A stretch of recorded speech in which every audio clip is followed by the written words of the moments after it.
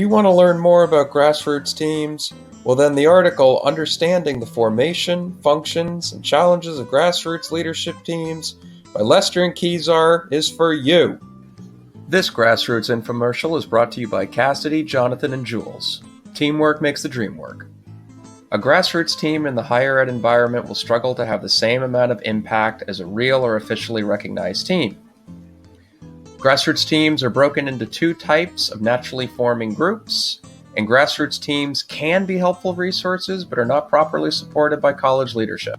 Grassroots teams hope to one day become real teams, and this means that they can reach cognitive complexity. A team reaches cognitive complexity when they fulfill their utilitarian, expressive, and cognitive functions. But wait! What's a utilitarian function? Well, a utilitarian function is characterized by task-oriented activities, and a team fulfilling their utilitarian function will assist in delivering information, coordinating, planning, and carrying out decisions in an outcome-based manner. Real teams need to do more than just achieve outcomes. They also need to support each other. So the expressive function focuses on team-building aspects which maintain team camaraderie and longevity. A real team wouldn't be complete without strategy, creativity, and the ability to provide constructive criticism.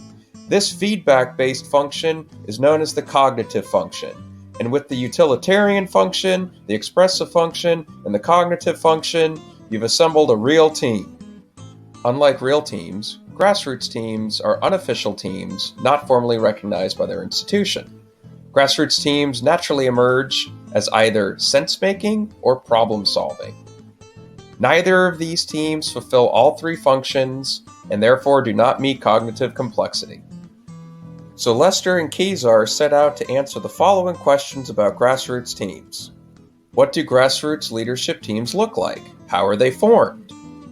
What are the functions of grassroots leadership teams? What challenges do grassroots leadership teams experience? And how do formation, function, and challenges impact the ability of grassroots teams to reach cognitive complexity? In order to answer these questions, Lester and Kezar studied 11 grassroots teams. They focused in on two superlative teams of the sense-making and problem-solving team types. The first team was an example of a sense-making team. This team was formed to advocate for campus diversity and multicultural curriculum. The members shared similar personal experiences and values and did not have a defined leader. It was important for this team to build trust among members and to establish long-term relationships. Sense-making teams tend to outlast problem-solving teams because of this. Healthy group dynamics are very important to sense-making teams, but sense-making teams often face generational challenges between members. Another challenge is time commitment. Sense-making teams fulfill the expressive and cognitive functions of real teams, but fail to fulfill the utilitarian function. As opposed to sense-making teams, problem-solving teams simply want to resolve an issue on campus as fast and as efficiently as possible. These problem-solving teams usually have a strong leader who is well connected with powerful individuals on campus. Unlike sense-making teams, problem-solving teams are usually short-term teams and don't last as long.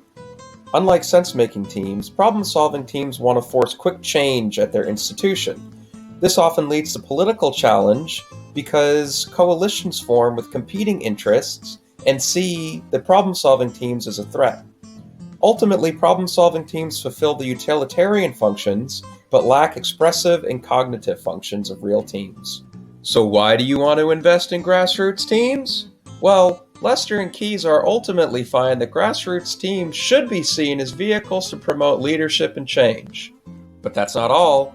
Lester and Kezar determined that grassroots teams may be able to achieve cognitive complexity if they support member participation and promote democratic decision-making. They advise teams to stay away from one leader who does all the work. So it's important for grassroots teams to clearly define member roles, and for them to create inclusive spaces where members can showcase their strengths. So who knows? Maybe after today, you'll go on to form the first grassroots team that Lester and Kezar will recognize as a real team. So thank you so much for joining me today. And take it from me, the true false question on the Kahoot is